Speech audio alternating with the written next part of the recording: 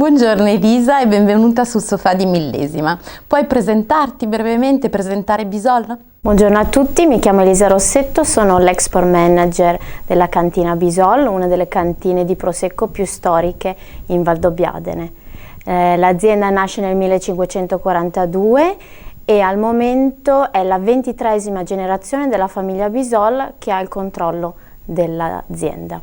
È una cantina storica di produzione di Prosecco nel cuore della Valdobbiadene, la zona dove il Prosecco esprime la migliore espressione delle sue caratteristiche. Bisol è un brand importantissimo nel mondo del Prosecco e ha una storia antica che affonda le radici appunto nella zona più prestigiosa della denominazione.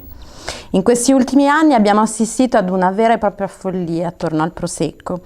Come analizzi questa escalation folgorante? Quali ne sono le ragioni secondo te? Allora, sicuramente la diffusione e l'aumento della popolarità della ristorazione italiana nel mondo ha aiutato tutti i vini italiani, ma in particolare il Prosecco, per questa moda dell'aperitivo. Quindi l'abitudine che in Veneto è sempre stata utilizzata dell'aperitivo prima della cena come momento di ritrovo con gli amici, con la famiglia, si è diffusa in tutto il mondo e ha permesso che il Prosecco diventi una categoria conosciuta come vino spumante italiano. È una follia, nel senso che il mercato conosce solo, o i mercati globali conoscono solo la categoria Prosecco, senza conoscere le diverse specifiche appellazioni al suo interno. Quindi il cliente finale conosce il Prosecco e immagina la maggior parte del Prosecco DOC, quindi quello che viene da Friuli e Veneto, principalmente da vendemmia meccanica con volumi molto importanti. Il consumatore finale purtroppo non conosce il livello superiore, quello che rappresenta Bisol e che ha sempre portato il nome di Bisol alto nella produzione dei prosecchi, ovvero il Prosecco superiore di Valdobbiadene Conegliano, assieme ad un'altra appellazione che è quella di Asolo.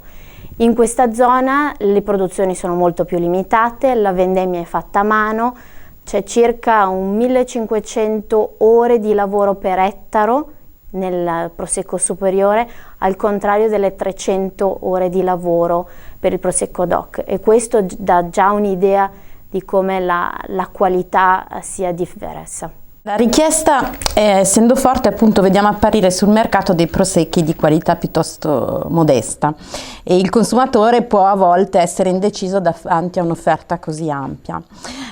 Potresti per favore dare qualche consiglio per permetterci di riconoscere un prosecco di alta qualità come Bisol da un prosecco più standard che non per forza è rappresentativo della denominazione?